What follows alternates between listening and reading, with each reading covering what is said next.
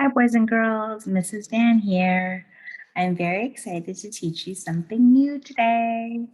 So, today we're going to be focusing on something that we have been using to help us think about what is expected and unexpected, and also think about what zone we might be in: green, yellow, red, or blue. So, you're going to be able to use what you've been learning about to learn something new today. Remember when we first started working together, we talked about how we hold our feelings where? In our heart. Nice job. And where did we hold our thinking again? Ah, that's right, in our brain. Nice work. So today we're going to really focus on learning about our brain. Our brain is a very important uh, part of our body that helps us, right, make good choices and helps us do all our thinking. So let's learn a little bit about the brain today. To start, I'm going to teach you just a little short chant, and we're going to use this chant to help us get started whenever we learn about the brain. So it sounds a little bit like this. It goes like, my brain is so very important. It helps me do most everything. Located here in my head, it's why I can think, choose, and sing. So let's repeat it together. My brain is so very important. Your turn.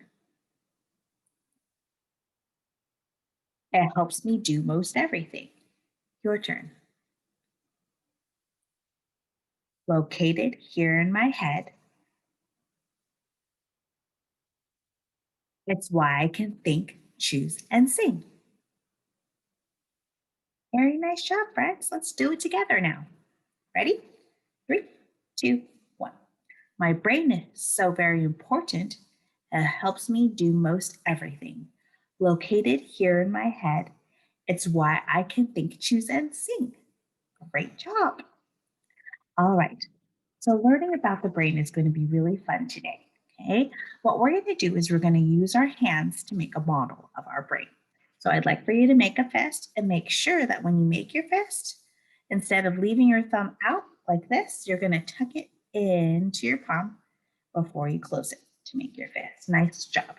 This is going to be the model of our brain. We're going to learn about 3 parts of our brain today. And I don't want you to worry because we will be repeating these lessons on the brain. And so if you don't remember all 3 parts by the end of our lessons today, that is okay. We're just going to introduce it. Okay. So remember, fist with the thumb inside. All right. The first part we're going to learn about is called the prefrontal cortex. That's right here. Okay. But since we're using our hand in the model as the model of our brain, we're going to say it's right here, right? Like as if our brain were inside our head. Okay. So the prefrontal cortex of our brain that's a really big word, right? We're going to call it our wise leader. So our prefrontal cortex, your turn. Nice job. Is our wise leader. Your turn. Nice job. Now, the wise leader, the prefrontal cortex, helps us make decisions, right? It helps us reason, right? And pay attention. It also does lots of other things, but we're going to focus on those 3 things, right? Makes decisions, helps us reason, and pay attention. That is our wise leader, the prefrontal cortex. Nice job. Another part of our brain, okay, is called the hippocampus. Kind of sounds like hippopotamus. The hippocampus, right? It's towards the back. Towards the back. The hippocampus is like our storage vault where you keep everything important, like your memories and everything you learn, right?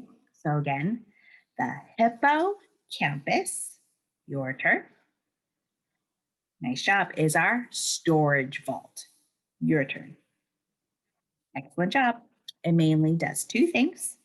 It helps us, right, keep our memories, stores our memories, and helps us store our learning too. Nice job. And that again is back here. Mhm. Then we have something called our amygdala. That's a big one. Ready? Amygdala. Your turn. Nice job. We are going to call our amygdala the security guard. What are we going to call it? The Nice job, security guard. And our amygdala is what we are hiding inside here. That is why we tucked our thumb in. So tuck your thumb back in. That's our amygdala. Close your prefrontal cortex, right? And then we have our hippocampus. So let's do a quick review. We had our prefrontal cortex, our wise leader, right? Helps us make decisions, reasons, and helps us pay attention. Or our hippocampus back here is our storage vault, right? Holds our memories and learning. And then inside our thumb is our example of our amygdala, which is like our security guard. We haven't talked about really what that does yet. Our security guard keeps us safe, right, from harm, and that helps us, right, either by doing a fight, flight, or freeze. So I want you to think about when something is scary, sometimes you freeze. Nice job. That's how our amygdala, right, protects us. Sometimes, right, our amygdala will make us fight. For example, if you have a boiling hot water, a pot of boiling hot water, and you accidentally touch it, your finger doesn't stay in there if it's hot. Your reaction is to pull your finger out. That's your amygdala telling your brain, that's hot. You need to fight or flight, which is, take it away. Flight, right? It could also be example of fight. Another example would be fight is sometimes when you see a ball flying towards you and you think that it might hit you, you might sway your arm like that or throw your arm out, right? That's your body reaction as fight. I don't want to get hit by the ball. So again, your amygdala, right, which is the example of your thumb, hidden in there, right, is your security guard. Keeps you safe by either, right, telling your body to fight, flight, or freeze. Nice job, friends. That was a lot of learning in a short amount of time. So again, I don't want you to think of that. You have to remember it all. I just want you to start understanding how those parts of your brain can help you stay in your green zone. Sometimes when we are in our green zone, right, we are calm. And when we are calm, our brain looks just like this, just like we talked about. Sometimes we are not in green zone. We are in yellow, red, or blue. And that sometimes can make our brain flip its lid like this. When our brain flips up like that, we don't always make our very best choices because our wise leader is not activated. It has flipped up, right? Our wise leader, our prefrontal cortex, is supposed to help us make our best decisions and help us reason. But, right, when we're not in green zone, it is not calm. So it's flipped up. And when it's flipped up, right, we're not making our best choices. Instead, our amygdala is out. We call it our lizard brain, where it doesn't make the very best choices sometimes, right? So our goal is to not flip our lid, to keep our prefrontal cortex working so we can make decisions, good ones, right? And pay attention and reason, okay? Our amygdala, right, will help protect us. And so, for example, if there's a dog barking, right, your prefrontal cortex, if you are afraid of dogs, right, you might flip your lid and you might run away, right? You might start to cry, right? It's your body's way of reacting to the threat. It might feel like it's going to happen, okay? So in order to help your amygdala to help your prefrontal cortex not flip, stay checked so it can make a decision. For example, oh, I hear a dog. That sounds scary to me. I'm going to walk the opposite direction and make a good and calm choice. Right? That's our goal. So flipping our lid, right, can happen sometimes, but our goal is to calm ourselves so we can bring it back down. Okay. So for example, if you are green zone, your brain looks like this. Amygdala, sorry, not amygdala on the front. Amygdala is under your prefrontal cortex. Your prefrontal cortex is making the best decisions, right? Reasoning and attention. If you're not in green zone, you're in yellow, red, or blue. Oftentimes, you might flip your lid. That's when your amygdala exposed and you're using your lizard brain instead.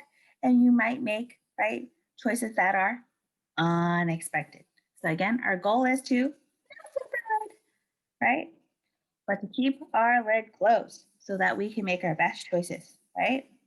Also, when our lid is flipped, right, our hippocampus, our storage vault, right, is difficult to access, meaning, right, all the memory and learning we have about making good choices and what's the best choice to make sometimes can be hard for our brain to access when our lid is flipped.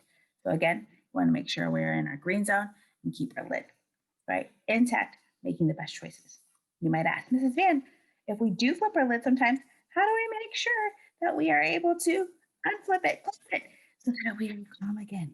Well, that's why we've been learning all the different strategies we've been learning about, right? As far as breathing goes, right? As far as doing our dots, right?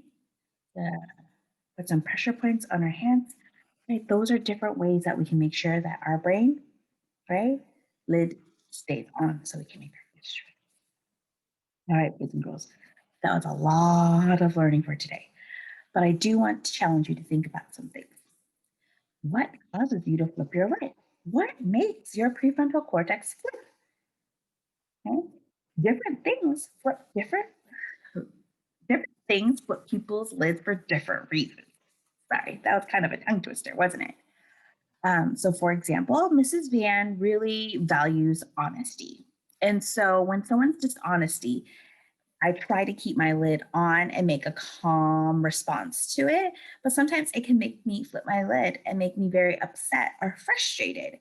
And so I have my strategies of making sure that, right, I remain calm, right, to have a calm response, to be able to explain to somebody why I need them to be honest with me and why I value honesty.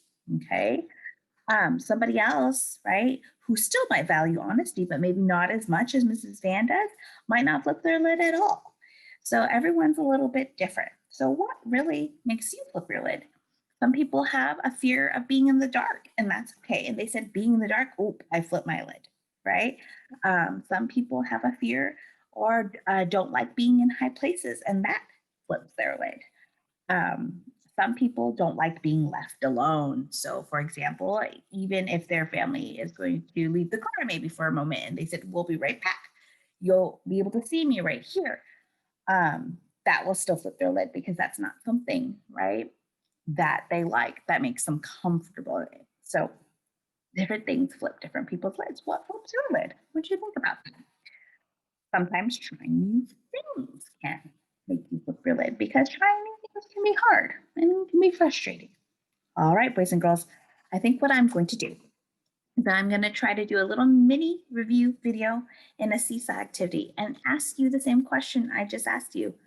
What makes you flip your lid sometimes, right? When you're not in green and yellow. When you're not in green, maybe yellow, red, or blue, that has caused you to flip your lid. What might it be? See you soon.